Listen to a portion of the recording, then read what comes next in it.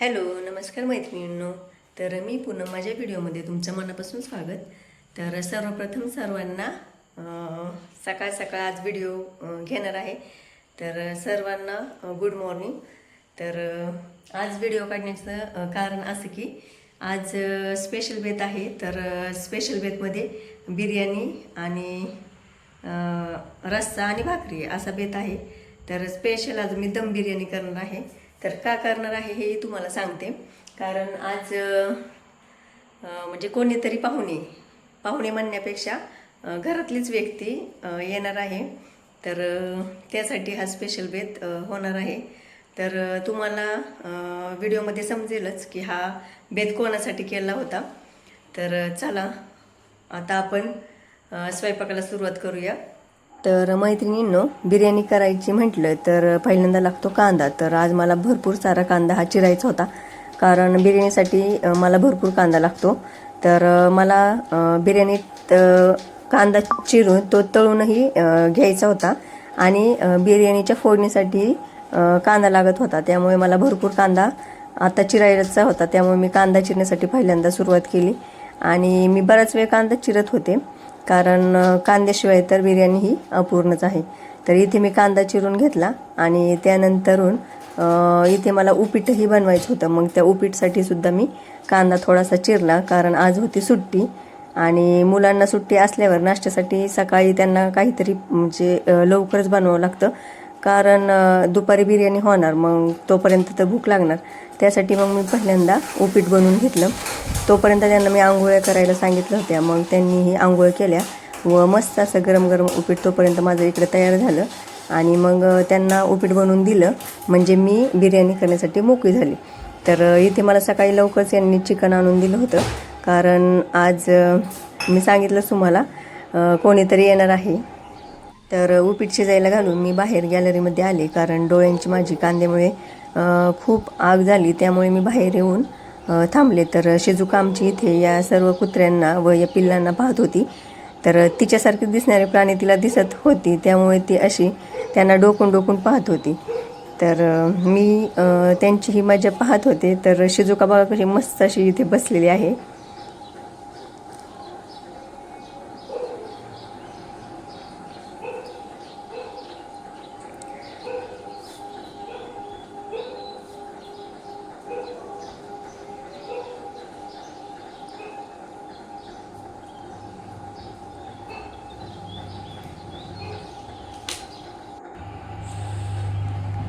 त्यानंतर आले मी आतमध्ये. तर इथे मी तांदूळ हा भिजायला घातला होता. तर हा बिर्याणीचा मोठा राईस आहे आणि इथे मी कांदाही चिरून ठेवला होता. तर कांदा हा फोडणीसाठी मी ठेवला होता आणि इथे कुकरला चिकनही लावलं होतं, कारण चिकनची भाजी मला करायची होती. तर मी कांदा आता तळण्यासाठी घेतला आहे. तर कांदा हा चिरून ठेवला होता आणि तो मीठ टाकून म्हणजे त्याला सुट्टा करून घेतला आणि त्यानंतर त्यामध्ये मीठ घालून घेतलं, कारण कांदा आपण जेव्हा तळतो ना तर त्याच्यात मीठ असल्यामुळे कांदा हा लवकर तळला जातो. तर बिर्याणीसाठी मला हा कांदा पूर्ण ब्राऊन कलरचा करून घ्यायचा होता. तर असाच मी थोडा थोडा कांदा हा तळून घेतला, त्यामुळे तो पटकनी तळला गेला आणि छान असा बिर्याणीसाठी हा ब्राऊन कलरचा कांदा मी तळून घेतला. तर इथे मला 2 कांदे पुन्हा कमी पडले, त्यामुळे पुन्हा मग हे कांदे मी चिरण्यासाठी घेतले आणि हे मला फोडण्यासाठी कांदा लागत होता. तर तोही मी बारीक चिरून घेतला आणि तो जो कचरा असतो ना कांद्याचा तो पटकिनी एक कॅरी वेगळंच मी करून ठेवते, जेणेकरून किचनवर जास्त पसारा होऊ नये आणि घाण दिसू नये. त्यामुळे मी कांदा वगैरे चिरला, लसूण वगैरे सोलला किंवा कोथिंबीर वगैरे काहीही असो, ते जर नीट केलं की ते पटकिनी त्या कॅरी बॅगमध्ये भरून ठेवते, जेणेकरून अजिबात किचनवर म्हणजे घाण वाटत नाही किंवा खराब दिसत नाही.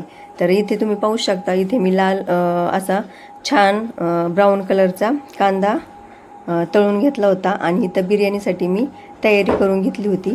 तर असा कुरकुरीत कांदा हा बिर्याणीसाठी लागतो. तर इथे टोमॅटो चिरून घेतले होते, तसेच कोथिंबीर आणि मिरची, आलं लसणाची पेस्ट हे सर्व मी तयारी करून घेतली होती. तर इथे मी चिकनही शिजवून ठेवलं होतं.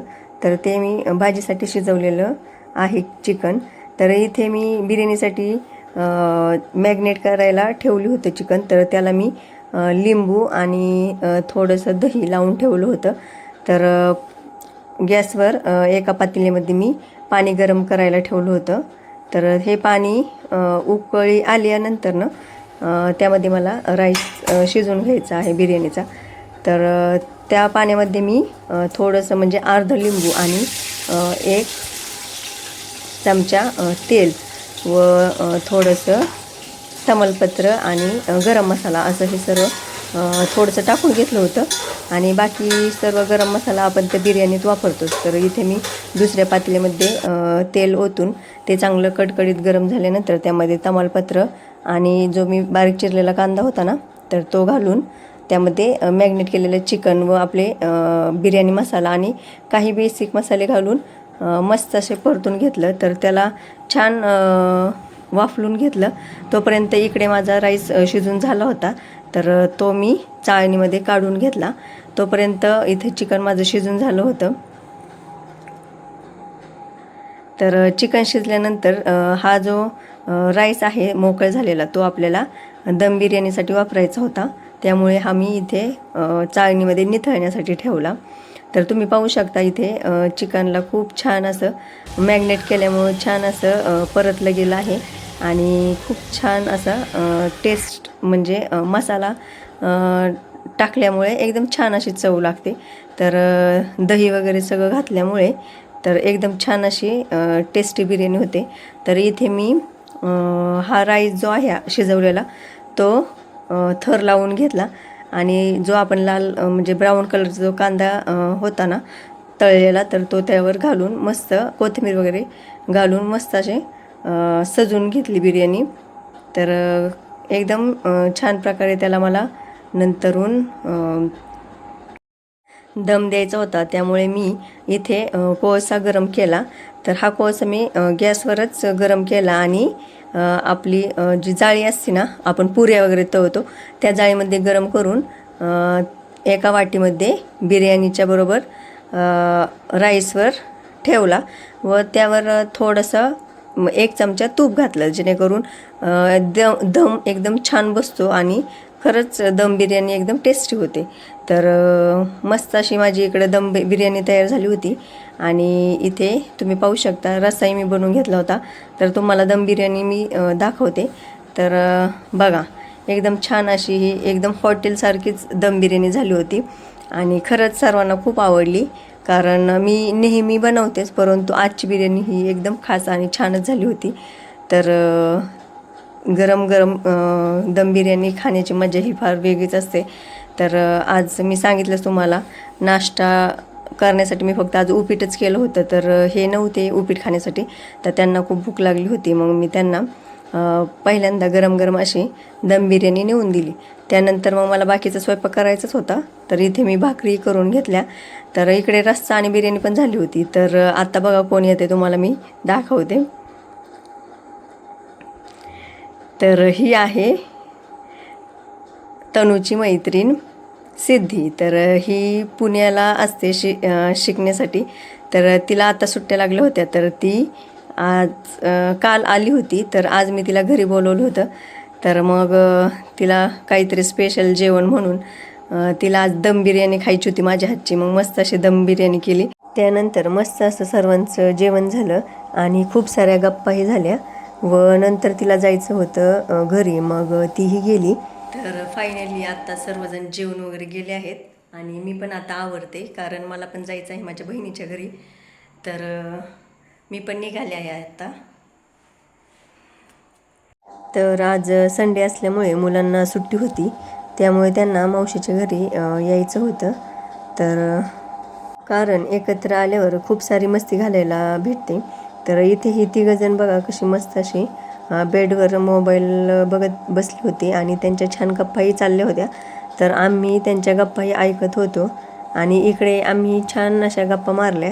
त्यानंतर मग बराच वेळ झाल्यानंतर मलाही घरी यायचं होतं. तर त्यासाठी मी घरी येण्यासाठी निघाले.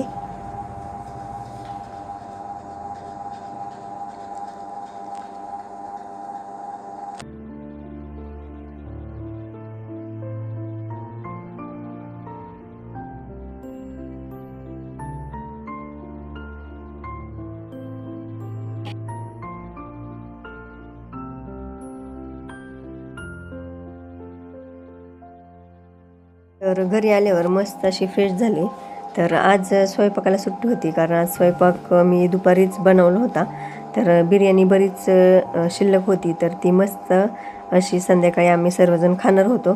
तर म्हटलं चला काहीतरी काम करूया. तर माझ्या लक्षात आलं की आज तूप बनवायचं होतं मला. तर भरपूर अशी साई साठली होती, तर मग त्याचं छान असं तूप कढून घेतलं.